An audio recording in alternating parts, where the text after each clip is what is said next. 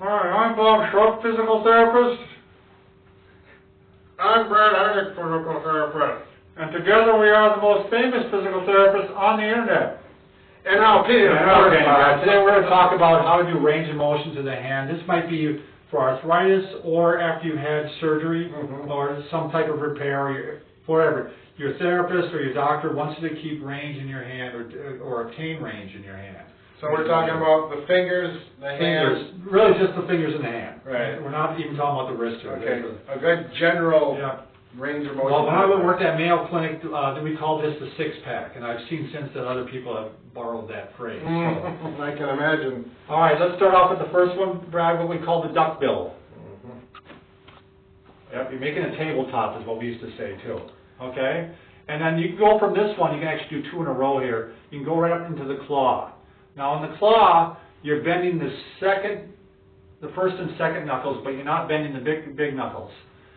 On this one, you're bending just the big knuckles. Do you see that? Sure. So, tabletop to claw. Tabletop to claw. I would do each of these at least 10 times. Okay? These are harder than they look. Yes, they are. This is working muscles that you're probably not used to working, and if you're stiff, that's going to be a little more difficult. Now, the next one is you're actually going to bend down and you're keeping the first knuckle straight. So you're bending the big knuckle and the second knuckle, but this one you keep it straight. So you're just kind of bring it down flat like that. Does that make sense to anybody? All right? Hi, Bob. Hi. How are you? Now the next one, you're actually going to take it, you're going to curl the fingers as much as possible. Now you're bringing the fingers right in the crease of the hand. Yeah. So now we're working all the knuckles are working. Yeah. All the knuckles are working, exactly. All right? Now we're going to go into, and when you're doing this, let's go into another where you actually straighten the fingers as much as possible. As much as possible, straight. Okay. Now we're going to do, and you can do it from the side, I'll do it, you're going to make an O with each finger. You go right down the line.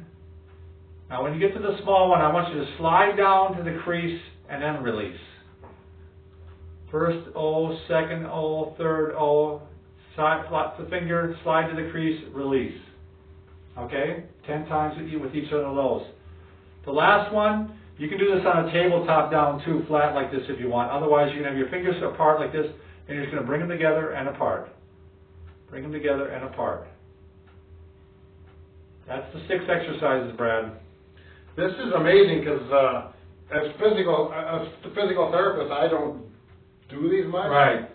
OTs do this a lot, but that's a good exercise. My hand is fatigued right now. Isn't it amazing? Oh yeah. So if you've had surgery or if you've had for some reason it's become deconditioned, this will strengthen the hand. Right, and if you have arthritis, you're going to have difficulty doing some of these motions. Do the best you can. Yeah.